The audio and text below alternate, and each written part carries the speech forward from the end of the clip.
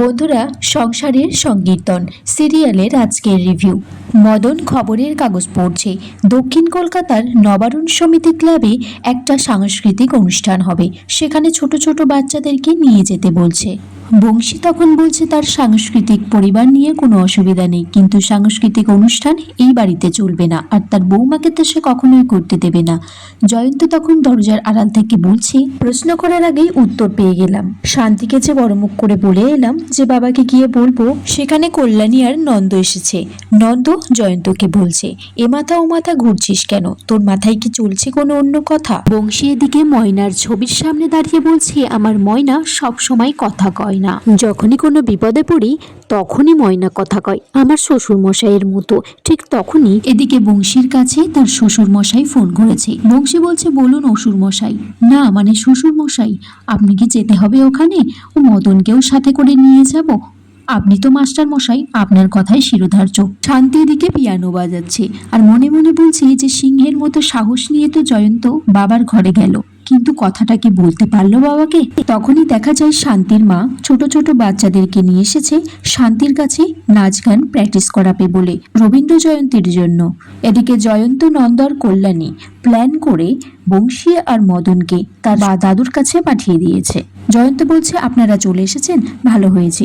শান্তি জয়ন্তর কাছে জানতে চাই যে এই সাংস্কৃতিক অনুষ্ঠানের জন্য বাবাকে পারমিশন দিয়ে দিয়েছে।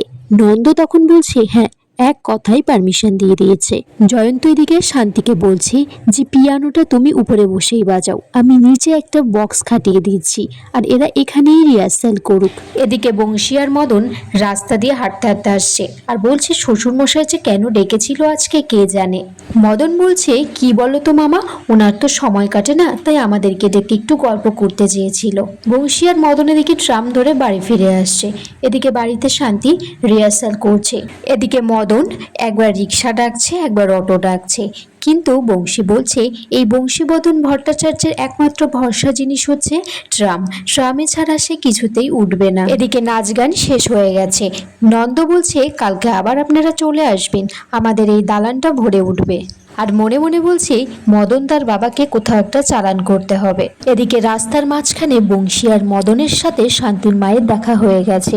শান্তির মা বলছে, আপনাকে অনেক ধন্যবাদ। বংশী তো কিছুতেই বুঝতে পারছে না কেন ধন্যবাদ দিচ্ছে। শান্তির মা বলছে, এটাই তো ভালো মানুষের পরিচয়। যাই হোক, আমাদের দেরি হয়ে যাচ্ছে, আমরা আসছি এখন। জয়ন্তর এদিকে টেনশনে ঘাম হচ্ছে আর সে জল খাচ্ছে। শান্তি তখন জানতে চাইছে যে কিছু হয়েছে, কিছু নিশ্চয়ই লুকাচ্ছ আমার থেকে। জয়ন্ত বলছে, না না কিছু না, ওই একটা অজানা রোগ হয়েছে, তাই তো এত ঘাম হচ্ছে, আমাকে শরবত খেতে হবে। এদিকে বাড়িতে বংশী আর মদন চলে এসেছে। কাদম্বরী ব্রজকে বলছে, জানো আজকে কি হয়েছে? ওই শান্তির মা এসেছিল। মদন এদিকে আভাকে বলছে যে আমাকে আগে খেতে দাও, না হলে মাথা ঘুরে এখানেই পড়ে যাব। বংশী বলছে, কিরে মদন, পড়ে গেলি নাকি? মদন বলছে, না পড়ে গেলাম, অজ্ঞান এখনো হয়নি, হব হব করছি। শান্তির মা বাচ্চাগুলোকে নিয়ে আবার পরের দিন এসেছে রিহার্সাল করার জন্য। নন্দ দিকে বুদ্ধি করে তার বাবা আর মদনকে তাদের সে হুঁশিয়ারি দোকানে নিয়ে গেছে। বংশী বলছে, তোমরা এতজন রয়েছো, 4 হাত মিলেও এই দোকানটাকে সামলাতে পারছো না। জয়ন্তের দিকে শান্তির মাকে বলছে, আপনারা মন দিয়ে রিহার্সাল করুন, আজকে আমি থাকতে পারবো না, কারণ আজকে আমার হসপিটালে ডিউটি আছে। এদিকে বংশী দোকানে কিছুতেই দাঁড়াতে চাইছে না, বলছে যে এরা কাকা ভাইপো মিলে যা করার করুক, আমি বাড়িতে চলে যাচ্ছি, আর এরা বাড়ি ফিরলে এদের অবস্থা আমি দেখবো। বংশী এদিকে ঘরে দরজা খুলে দেখে সবাই নাচ গান রিহার্সাল করছে, প্র্যাকটিস করছে। জয়ন্তও সেখানে দাঁড়িয়ে আছে। বংশী বলছে চিৎকার করে যে, বন্ধ করো এই সমস্ত নাচ গান এখানে চলবে না। আর এখানেই আজকের পর্ব শেষ হয়ে যায়। বন্ধুরা, তোমরা কমেন্টস করে জানিও কেমন লেগেছে এই পর্বটা।